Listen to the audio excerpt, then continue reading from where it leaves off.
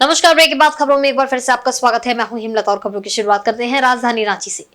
कांग्रेस प्रदेश अध्यक्ष केशव महतो कमलेश और विधायक दल के नेता रामेश्वर उरांव मंगलवार को दिल्ली से रांची पहुंचे। दोनों नेताओं का कांग्रेसियों ने एयरपोर्ट पर जोरदार स्वागत किया।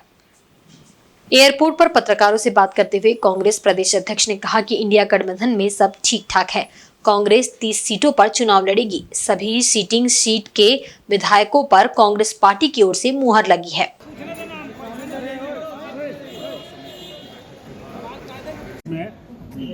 विचार विमर्श के पश्चात थोड़ा नीचे कर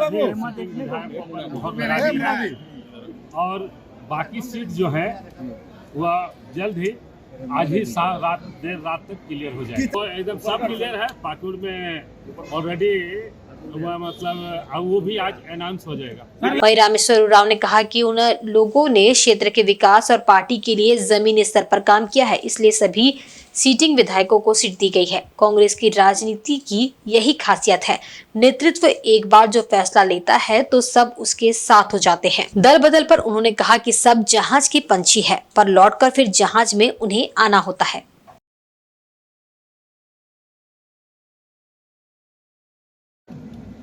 विधायकों को टिकट मिला, कारण ये है कि 5 साल के कार्यों की समीक्षा की गई सभी विधायकों और पाया गया कि सभी क्षेत्र में काम किए हैं, क्षेत्र के विकास में भी काम किए हैं और फिर पार्टी के कार्यक्रम में भाग लिए, पार्टी के लिए काम किए, पार्टी हित के लिए काम किए। इसलिए सभी सीटिंग को सीट दी गई है, टिकट दिया गया। सिमडेगा से कांग्रेस ने एक बार फिर से भूषण बाड़ा पर भरोसा जताते हुए उन्हें टिकट दिया है। दिल्ली से रांची लौटने पर एयरपोर्ट में भूषण बाड़ा ने मीडिया वालों से बातचीत की।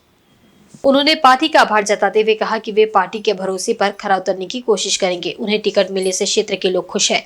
उन्होंने कहा कि वे हमेशा से ही लोगों के बीच रहे हैं और जनता के लिए हमेशा कार्य किया है। भाजपा के कथनी और करनी में बहुत अंतर होता है। देखिए, समस्या तो आप पे भी है, समाज की भी समस्या है, क्षेत्र का समस्या है, लेकिन जिस तरह से हमारे आने से वहाँ के लोग खुश हैं, तो इस तरह हमारा काम करने का ढंग है। सारे लोग कहते हैं युवा विधायक, तो युवा बस बोलने के लिए युवा नहीं, हम लोग काम करके रखते हैं। 24 घंटा सुबह 6 बजे ऑफिस से बढ़ता हूँ और रात को 11-12 बजे से मैं पहले सोता नहीं। तो उन्हीं यानी ग्रामीणों के बीच में लगे इस तरह से हमारे ग्रामीण लोग हैं जिसको जो आवश्यकता पड़ती है, जो भी समस्या उस समस्या में उसका निदान के भारतीय कम्युनिस्ट पार्टी भाकपा ने मंगलवार को विधानसभा चुनाव को लेकर अपने उम्मीदवारों की पहली सूची जारी की। पार्टी के राज्य सचिव महेंद्र पाठक ने रांची में आयोजित एक प्रेस कॉन्फ्रेंस के दौरान प्रत्याशियों के संबंध में जानकारी दी।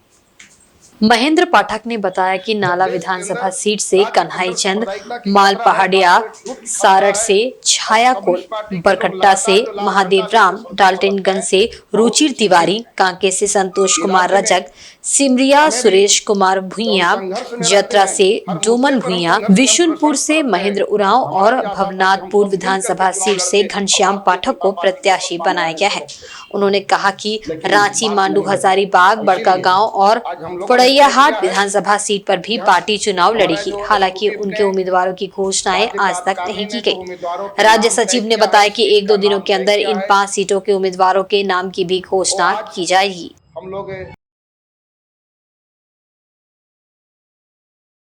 आज हम लोगों ने तय किया है कि हम नाला विधानसभा क्षेत्र से कन्हई चंद्रमाल पहाड़िया को, जो एसटी हैं, आदिवासी है और लगातार 3 बार चुनाव लड़ा और जिस क्षेत्र से हमारा 9 बार विधायक रहे, वो हमारे संघर्ष की धरती है, लाल झंडा का धरती है और इस बार 200% उस सीट को हम जीतेंगे और झारखंड विधानसभा में तो रविंद्र महतो जी हैं, उसको परास्त करेंगे। वहां से कन्हई चंद्रमाल पहाड़िया को हमने उम्मीदवार बनाया है। नाला से सारठ विधानसभा क्षेत्र से हमने छाया कोल को उम्मीदवार बनाया है। महिला नेत्री है, लगातार लड़ने वाली, भिड़ने वाली है, उसको हम लोगों ने छाया कोल को, जो एसटी हैं, उनको भी उम्मीदवार बनाया है। बरकट्टा से अभी वर्तमान में जिला पार्षद है, 2 टर्म मुखिया रहा है और लगातार एक सवाल पे जूझता है, आंदोलन करता है, संघर्ष की मैदान में है, पढ़ा लिखा है, ग्रेजुएट है, वैसा साथी को, महादेव राम जी को, जो एससी हैं, उनको हमने बरकट्ठा से उम्मीदवार बनाया है। मांडू विधानसभा भी लड़ेंगे, लेकिन अभी हमारा पेंडिंग है, 2 दिन बाद आपके सामने आएंगे। डाल्टनगंज से लगातार 3 साल से लगातार जनता की सवालों को लेकर के जूझ रहा है, एक घर जाकर के वोट की तैयारी कर रहा है। वैसा नौजवान साथी जो अधिवक्ता है, वकील है पेशे से, एवं नौजवान 36 साल के नौजवान रुचिर तिवारी, उसको हम लोगों ने वहां का उम्मीदवार बनाया है। इधर जमशेदपुर पूर्वी विधानसभा क्षेत्र से कांग्रेस पार्टी ने पूर्व सांसद डॉक्टर अजय कुमार को अपना प्रत्याशी बनाया है। उन्हें पार्टी द्वारा उम्मीदवार बनाए जाने के बाद उनके आवास पर समर्थकों का तांता लगा हुआ है। पार्टी के कई नेताओं ने भी डॉक्टर अजय के आवास पहुंचकर उन्हें बधाई दी। जिला कांग्रेस के कार्यकारी अध्यक्ष धर्मेंद्र सोनकर ने डॉक्टर अजय कुमार को शॉल उड़ाकर एवं गुलदस्ता भेंटकर उनका अभिनंदन किया। इसके साथ ही उनकी जीत को सुनिश्चित भी बताया। डॉक्टर अजय कुमार ने बातचीत में कहा कि कांग्रेस पार्टी ने जिस विश्वास के साथ उन्हें प्रत्याशी बनाया है, उस पर वे खरा उतरेंगे। भाजपा पर निशाना साधते हुए उन्होंने कहा कि बीजेपी ने जिस प्रकार से प्रत्याशियों को मैदान में उतारा है, उसमें परिवारवाद स्पष्ट झलकता है। भाजपा ने जमशेदपुर पूर्वी से उड़ीसा के राज्यपाल की बहू को प्रत्याशी बनाया है, जो परिवारवाद का एक बड़ा उदाहरण है। ये वैसी प्रत्याशी है जो आज तक जनता के बीच कभी गई ही नहीं। इससे जनता ही नहीं बल्कि खुद भाजपा के नेतागण भी नाराज है। उन्होंने कहा कि वे लगातार वर्षों से जनता के बीच रहे और जनता ही उन्हें ही जीत दिलवाएगी।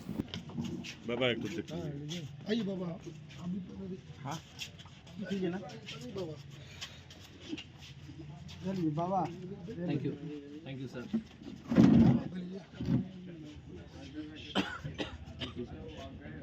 देखिए, मैं तो पहले तो पार्टी को धन्यवाद देना चाहूँगा। राहुल गांधी जी और खड़गे जी, वेणु जी और जितने भी वरिष्ठ नेतागण हैं, प्रेसिडेंट, स्टेट प्रेसिडेंट, सीआरपी, एक बड़ी लड़ाई है।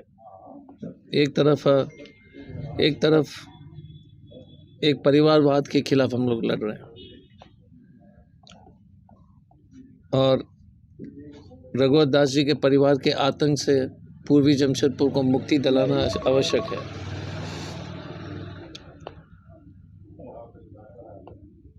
भारतीय जनता पार्टी के जितने भी वरिष्ठ नेतागण हैं, राम बाबू जी हों, शिवशंकर जी हों, अभय सिंह हों, खालिद जी हैं और बाकी भी गुंजन यादव जी जैसे लोग हैं, तो मैं समझ सकता हूँ कि उनके दिल में क्या दर्द गुजर रही होगी। तो रघुवर दास जी के परिवार का आतंक, मूलचंद जी के आतंक, गुंडागर्दी, टाटा स्टील से बेटा की नौकरी कराना, अपने बनेंगे विधायक रघुवर जी, उप मुख्यमंत्री और राज्यपाल वो बनेंगे, बहु विधायक बनाने के टिकट दे करके बहु विधायक को बनाने के चक्कर में है। तो और कोई भारतीय जनता पार्टी के पास नहीं है। और किस मुंह से बोलते हैं परिवारवाद? ये तो इससे घटिया परिवारवाद क्या होगा?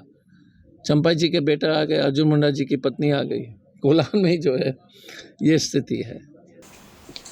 जमशेदपुर पूर्वी विधानसभा क्षेत्र इन दिनों सुर्खियों में है। क्षेत्र के पूर्व विधायक सह वर्तमान में उड़ीसा के राज्यपाल रघुवर दास की बहू पूर्णिमा दास को भाजपा ने टिकट दिया है। टिकट मिलने के बाद पूर्णिमा दास क्षेत्र भ्रमण कर निकल चुकी है और लोगों से मिलकर उनका आशीर्वाद ले रही है। समाज के हर वर्ग और पार्टी के नेताओं से पूर्णिमा मिल रही है। इसी क्रम में मंगलवार को पूर्णिमा दास सांची स्थित सेंट्रल गुरुद्वारा प्रबंधक कमेटी कार्यालय पहुंची और सिख समाज से समर्थन मांगा। बड़े बुजुर्गों का पैर छूकर आशीर्वाद लिया। बातचीत के दौरान जमशेदपुर पूर्वी विधानसभा क्षेत्र की भाजपा प्रत्याशी पूर्णिमा दास ने कहा कि उन्हें माहौल सकारात्मक दिख रहा है। महिला सशक्त है। परिवार, बच्चे और समाज का उत्थान महिला से ही है और महिला का विकास होगा तभी राष्ट्र का विकास हो सकता है।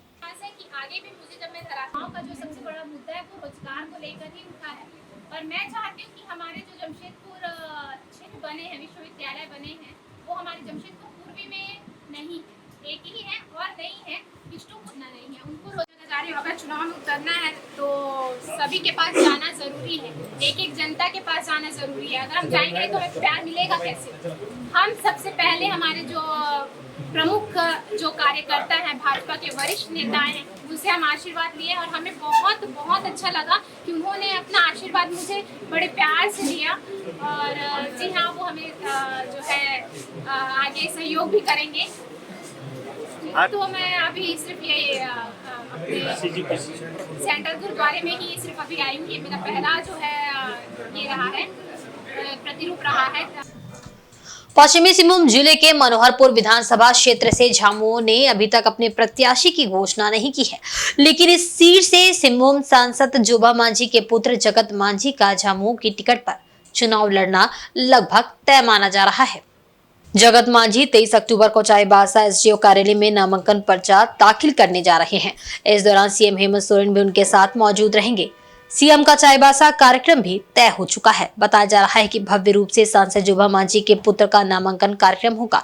इससे पहले जगत मांझी अपनी मां जोबा मांझी के साथ विभिन्न ग्रामीण इलाकों का दौरा कर लोगों का समर्थन भी मांग रहे हैं। इंडिया महागठबंधन के संभावित प्रत्याशी जगत मांझी चुनाव जनसंपर्क अभियान की शुरुआत कर चुके हैं। पहले दिन सोनवा और गोइलकेला प्रखंड के दर्जनों गांव का दौरा किया और लोगों से आशीर्वाद मांगा। जगत मांझी के साथ जनसंपर्क अभियान में सिंहभूम के सांसद और उनकी मां जोबा मांझी भी शामिल थी। सांसद ने अपने बेटे के पक्ष में समर्थन मांगते हुए लोगों से कहा कि सभी इस विधानसभा चुनाव में उनके पुत्र को आशीर्वाद दे। एक बेटे के रूप में वह आपकी सेवा करेगा।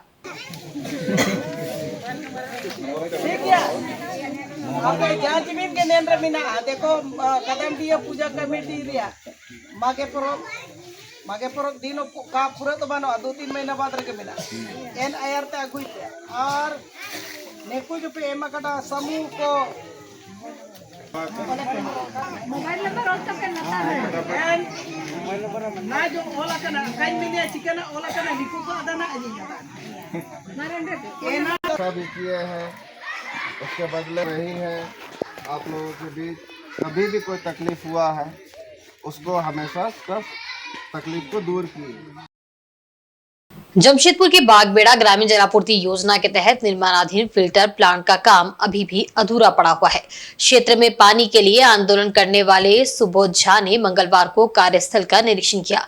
उन्होंने कार्य पूरा नहीं होने पर नाराजगी जताई। सुबोध झा ने कहा कि ये योजना आज भी उसी प्रकार से अधूरी पड़ी हुई है जिस प्रकार से 237 करोड़ रुपए का गबन हो गया था। ठीक उसी प्रकार से पुनः 50 करोड़ 58 लाख रुपए भी बंदरबाट बगैर काम किए ही हो रहा है। इसमें किसी भी प्रकार के कार्य को आगे नहीं बढ़ाया गया है।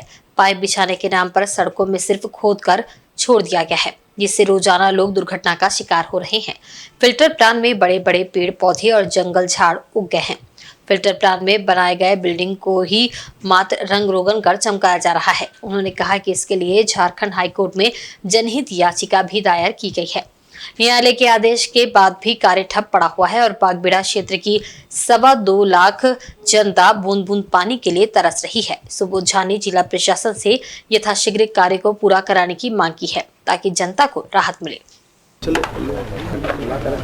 एक शेयर में माइक रख लीजिए।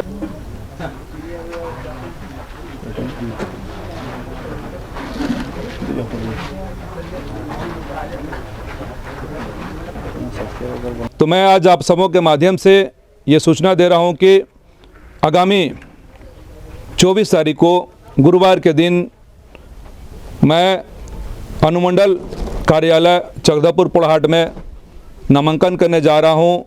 तो मैं सभी समाज के सभी वर्ग के सभी समुदाय के लोगों से मैं अपील करना चाहता हूं कि आप सभी आएँ और चकदापुर विधानसभा के उत्थान विकास और निर्माण हेतु हम सभी सहयोग बने। चूँकि मैं विगत 3-4 सालों से पूरे क्षेत्र में पूरे चकदापुर विधानसभा के सभी पंचायत सभी गांव कस्बों में जा के मैंने जनता के सेवा किया है और मैं बार बार मेरा एक ही उद्देश्य है, लोगों का सेवा करना, समाज सेवा करना है। और आज मैं राजनीति में आया हूं तो एक सामाजिक सेवा बन के लोगों के बीच में मैंने एक उनके सामने में एक विकल्प दिया उनको और उसी विकल्प के तहत में आज मैं जनता के आदेश जनता की मांग पे मैं चुनाव लड़ने जा रहा हूं। चाहे बिजली का समस्या हो, पेयजल का समस्या हो, मैं सभी विभागों से मिलकर उनके साथ संपर्क स्थापित करके लोगों को सारा चीज़ जो भी मूलभूत सुविधा है उनको दिलाने का प्रयास करूंगा। और स्वास्थ्य के क्षेत्र में मैं चाहूँगा, चूँकि मैं हमेशा अनुमंडल हॉस्पिटल जाते रहता हूँ, प्रतिदिन मेरे पास फ़ोन आता है और उस अनुमंडल हॉस्पिटल में आज आप देख रहे हैं डॉक्टर्स की कमी है, नर्स की कमी है, स्टाफ की कमी है, कई ऐसा उपकरण है वहाँ आज नहीं है। तो मैं आज विधायक बनता हूँ तो मैं चाहूँगा सरकार के साथ कोऑपरेट करके उसके साथ तालमेल करके मैं सारा यहाँ पे आज मैं डिमांड करूँगा कि चूँकि आज चक्रधरपुर एक अनुमंडल है और जिला बनने के गागर पे आगे है, तो हम लोग एक जिला के रूप में इसको यहाँ पे आधारभूत संरचना यहाँ पे हम लोग डेवलप करेंगे। झारखंड लोकतांत्रिक क्रांतिकारी मोर्चा मुखिया संघ के प्रत्याशी जंगल सिंह गागराई का समर्थन करेगा। जेएलकेएम के जिला कमेटी ने ये घोषणा मंगलवार को चक्रधरपुर की दंदासाई में प्रेस कॉन्फ्रेंस कर दी। जिला अध्यक्ष सह प्रमंडल महासचिव करण महतो ने कहा कि जेएलकेएम जिला समिति ही नहीं, चक्रधरपुर नगर समिति अल्पसंख्यक समिति का भी जंगल सिंह गागराई को प्रत्याशी बनाने को समर्थन दिया है। उन्होंने कहा कि फिर भी केंद्र कमेटी का निर्णय चाहते हैं। गांव की सरकार मुखिया से चलती है, मुखिया के बगैर कोई चुनाव नहीं जीत सकता। चक्रधरपुर के जनप्रतिनिधियों ने सिर्फ अपना विकास किया है। इन लोगों ने जनता के हित को लेकर कभी भी विधानसभा में अपनी बातें नहीं रखी, ना ही यहाँ के शिक्षा और स्वास्थ्य को लेकर कभी सोचा। बता दें कि जेएलकेएम केंद्रीय समिति ने पहले ही बासंती पूर्ति को चक्रधरपुर से अपना प्रत्याशी घोषित कर रखा है, जिस पर जिला अध्यक्ष ने कहा कि जनता और जिला समिति की मांग है कि चक्रधरपुर से मुखिया प्रत्याशी जंगल सिंह गागराई हो। इस बात को केंद्र समिति तक पहुंचाया था। यदि प्रत्याशी नहीं बदलता है तो उसका विरोध होगा तथा मुखिया संघ की प्रत्याशी का जिला समिति समर्थन करेगा। इधर जंगल सिंह गागराई ने भी कहा है कि वे हर हाल में चुनाव लड़ेंगे, क्योंकि जनता चाहती है कि वे चुनाव लड़े। इसी कड़ी में झारखंड लोकतांत्रिक क्रांतिकारी मोर्चा का भी उन्हें समर्थन मिला है। इसी विधानसभा की बात कर रहा हूँ, चक्रधरपुर विधानसभा में सुखराम उरांव, जिन्होंने 5 साल में आपके डीएमटी फंड से सारा काम, हम लोग का यहाँ से बसंतीपुर सबसे पहले फॉर्म भरी थी। अच्छा। और भी लोग भरे थे। अच्छा। मगर हम लोग का जब हम लोग का जनमत आया, मुखिया संघ का संघ आया, तो इनका भी रिपोर्ट दी। अच्छा। और हम लोग चाहते थे कि मुखिया संघ यहाँ पे चुनाव लड़े, और चुनाव लड़ने से जनता वायदे अगर केंद्र का भी निर्णय नहीं बदला तो हम लोग उस पर विरोध करेंगे और बोलेंगे कि आपको निर्णय आपने गलत लिया है, क्योंकि मुखिया जो होता है गांव का एक सरकार होता है। समय की मांग है, पहले विकल्प नहीं था, अब एक मजबूत विकल्प के रूप में हम लोग खड़े हैं। यदि हम लोग खड़े हैं तो कुछ अच्छा के लिए खड़े हैं, और निश्चित रूप से आप लोग देखिएगा कि सीकेपी में बहुत कुछ बदलने वाला है। यहाँ जो विधायक है, विधायक का जो परिभाषा है उसको हम चेंज करना चाहते हैं। सरायकेला जिले के खरसवा हुडांगदा मुख्य मार्ग स्थित गांगुडी आम बागान के पास तेज रफ्तार ट्रैक्टर की चपेट में आने से एक बच्चे की दर्दनाक मौत हो गई। इस घटना के विरोध में ग्रामीणों ने खरसवा हुडांगदा मार्ग 8 घंटे से जाम कर दिया। मंगलवार की सुबह गांगुडी के गुरुजन कुर्ली के 4 वर्षीय पुत्र गणेश कुर्ली सड़क किनारे टहल रहा था। इसी दौरान गांगुडी आम बागान के पास खरसवा से रडगांव की ओर तेज रफ्तार से जा रही ट्रैक्टर की चपेट में आने से गणेश कुर्ली की घटनास्थल पर ही मौत हो गई। घटना के बाद ट्रैक्टर तेज रफ्तार से हुडंगदा होते हुए रडगांव की ओर भाग निकला। घटना के बाद आक्रोशित ग्रामीण सड़क पर उतर आए और गांगुडी के पास खरसवा रोड गांव मुख्य मार्ग को जाम कर दिया। ग्रामीण ड्राइवर और ट्रैक्टर मालिक के विरुद्ध कड़ी कार्रवाई करने की मांग को लेकर प्रदर्शन करने लगे। सूचना मिलने पर खरसवा थाना प्रभारी गौरव कुमार एवं आमदा ओपी प्रभारी अविनाश कुमार घटनास्थल पर पहुंचे और लोगों को समझाने का प्रयास किया, परंतु लोग अपनी मांग पर अड़े थे।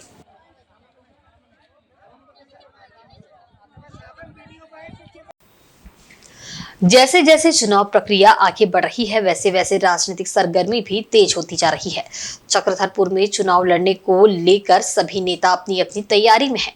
चक्रधरपुर के 2 नेताओं में झामुमो की टिकट पर चुनाव लड़ने को लेकर रस्साकसी चल रही है। उन्हीं में से एक है डॉक्टर विजय सिंह गागराई।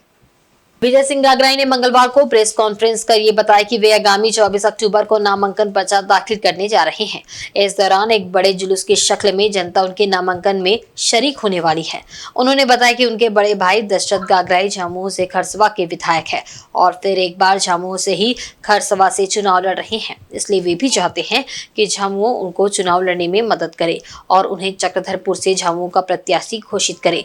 अगर ऐसा नहीं होता है तो वे निर्दलीय चुनाव लड़ने को मजबूर होंगे। उन्होंने ये भी साफ कर दिया है कि वे हर हाल में चुनाव लड़ेंगे, क्योंकि ये जनता की मांग है।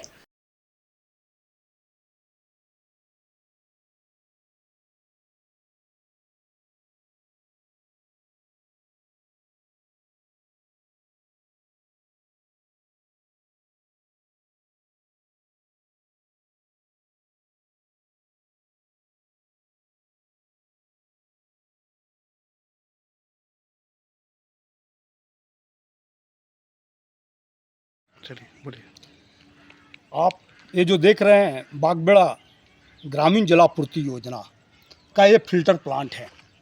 इस फिल्टर प्लांट में 237 करोड़ की लागत से ये फिल्टर प्लांट का निर्माण वर्ल्ड बैंक के 50%, केंद्र सरकार का 33%, राज्य सरकार का 16% और जनता की भागीदारी 1% की है।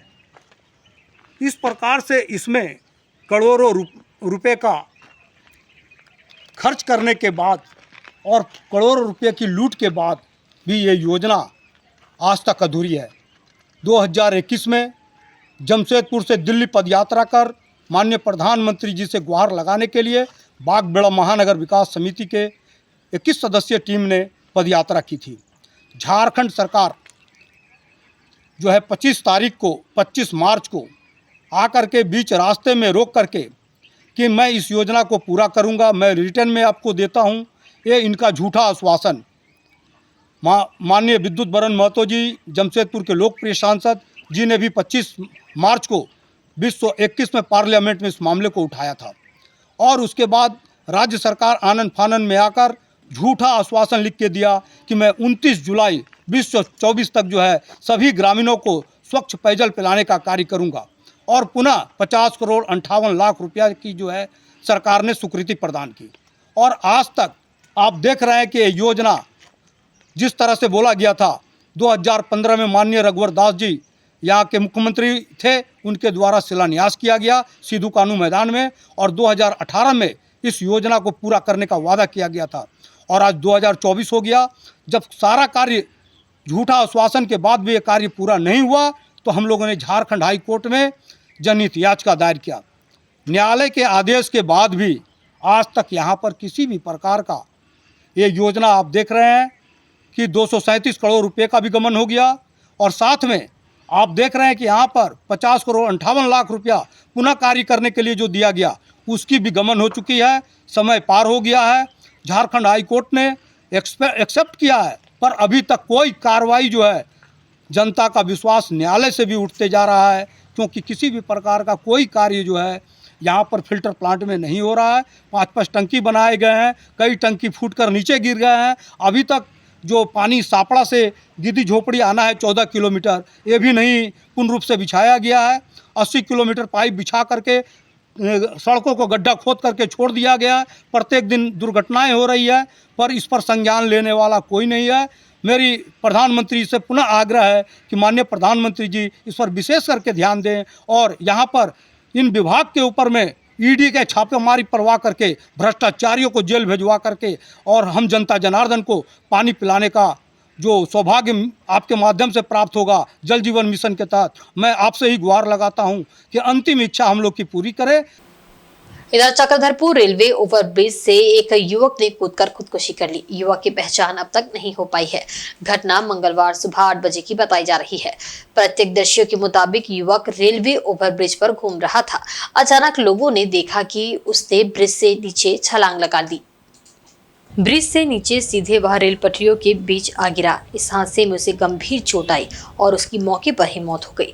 इस घटना के बाद कुछ देर तक चक्रधरपुर स्टेशन से राउरकेला की ओर जाने वाली रूट पर ट्रेन का परिचालन प्रभावित हुआ। इसकी सूचना मिलने के बाद मौके पर आरपीएफ, जीआरपी और जिला पुलिस पहुंची और शव को अपने कब्जे में लेकर उसे पोस्टमार्टम के लिए चक्रधरपुर अनुमंडल अस्पताल भेज दिया। मृतक युवक की पहचान अब तक नहीं हो पाई है। कुछ लोग बताते हैं कि युवक मानसिक रूप से बीमार था। कुछ दिनों से चक्रधरपुर की खाना बदोश की तरह सड़कों पर घूमता हुआ नजर आ रहा था। लोगों की माने वह किसी अन्य जगह से चक्रधरपुर आया हुआ था। उसकी गतिविधि एक विक्षिप्त की तरह थी। वह चक्रधरपुर के रेलवे ओवरब्रिज कैसे पहुंचा और क्यों उसने ब्रिज से छलांग लगा दी, इस पर फिलहाल कोई खुलासा नहीं हो पाया है। पुलिस के द्वारा मामले की जाँच की जा रही है। और आज के बुलेटिन में बस इतना ही। कल फिर हाजिर होंगे कुछ नई खबरों के साथ। तब तक देखते रहिए इंसाइड झारखंड न्यूज। नमस्कार।